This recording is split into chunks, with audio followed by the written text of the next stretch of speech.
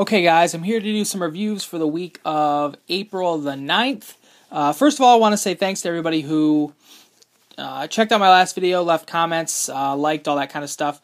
I'm glad to be back doing some reviews, and it was nice to get a positive response from that. So, moving forward to this week's books, I'm going to review 3 books again. All of the number ones I picked up last week. I'm going to talk about Batman Eternal, Nightcrawler, and Iron Fist #1. I'm going to start with the book that I liked the least, and that is, I think that would be Iron Fist. And I don't want to say that it's a bad book, because I know that there are a lot of people out there who really enjoyed it. For the most part, I haven't seen all that many people who said that they didn't, but for me, the biggest drawback is the artwork, and I know some people have said that they liked it, and I can understand that, but I was not a fan of. Look, this book takes place in present time, and then there's also some flashback sequences. In the flashback sequences, I love the coloring and I love the artwork there. Some really cool panel layouts and stuff done in that section of the book. But when it's in the present time, everything is colored red, and the artwork is it just seems really muddled, and it really drew. It took away from the book for me personally. Plus, I wasn't crazy about the story. I haven't read a whole lot of Iron Fist before, and I don't know if I'm right in saying this, but his characterization seemed a bit off from what I've read of Iron Fist in the past. He's just so like angsty, and I don't know. This is just a book that I can't see myself picking up going forward and continuing to enjoy, but. Like I said, I'm not going to say that it was a bad book, because I know that there are a ton of people out there who really enjoyed it. I would suggest that if you were a fan of Iron Fist, you should probably be reading this.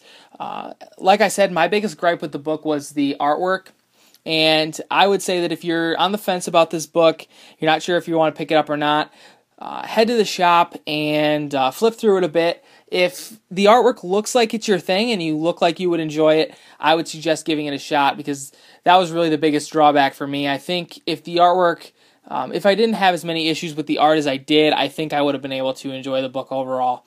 But I think the fact that I've been picking up so many books lately, there is 3 #1s in this particular haul. I think that's making me a little more critical of the books that I'm getting. I can't keep getting stuff unless I really like it. So Iron Fist will be one that I don't continue with. Moving on to Nightcrawler #1, highly anticipated book by me, written by Chris Claremont. The artwork is not my favorite thing in the world, but above and beyond that, I'm on this book because it's a Nightcrawler book, because it's written by Chris Claremont. I think I might have hyped this book up too much for myself. I don't know what I expected it to be, but it definitely wasn't what I expected. The book is sort of divided in 2 halves. Nightcrawler spends the first portion of the book with the X-Men. He's sort of sparring with Wolverine, and that's a part of the book that I really enjoy. That's my favorite part about Nightcrawler. Not just his relationship with Wolverine, I do love that. But his relationships with the other X-Men, and I think that's what I hope this book would be. But halfway through the book, he heads out on his own, and he meets up with a former love interest, and they get attacked by some random monster for I don't even know what reason. Nightcrawler takes care of it, but it just seems like there's too much going on in this issue. It's not what I wanted to be with Nightcrawler and the other X-Men. But this is a book that I'm going to be sticking with, because I think Chris Claremont deserves the benefit of the doubt. He's done so many great things with Nightcrawler and with the X-Men in the past that I have faith that this book can go an interesting way.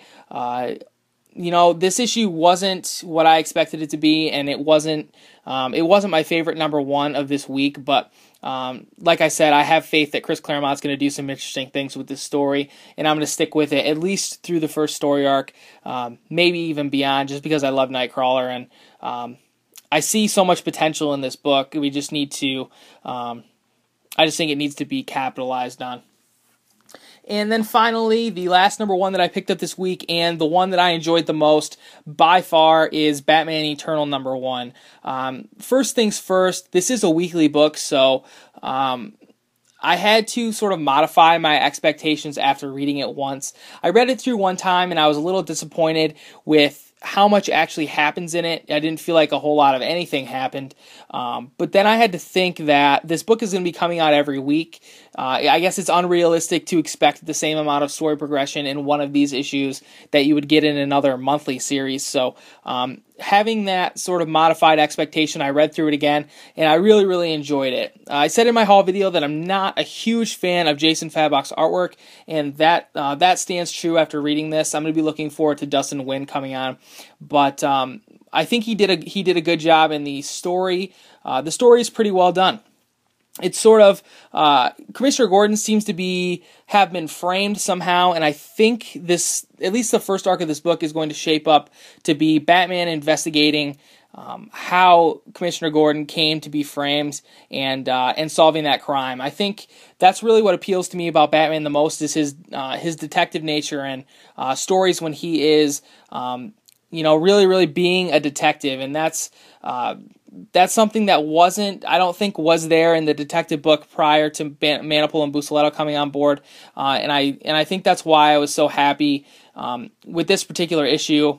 Looking forward, I can see all the elements that I want in a Batman book, and I think they're going to be here. So I'm on board, for this book for the long haul.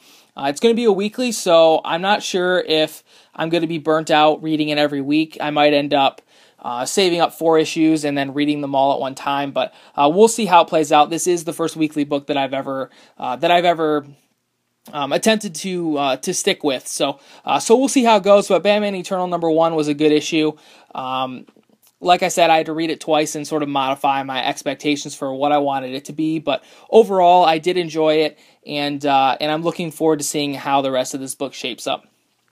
So those are the 3 books that I'm talking about this week. Honestly, I don't know what's coming up next week, so I don't know what I'm going to be reviewing. But if there's anything in particular in my haul video that you see and you want me to talk about, go ahead and leave me a comment and let me know.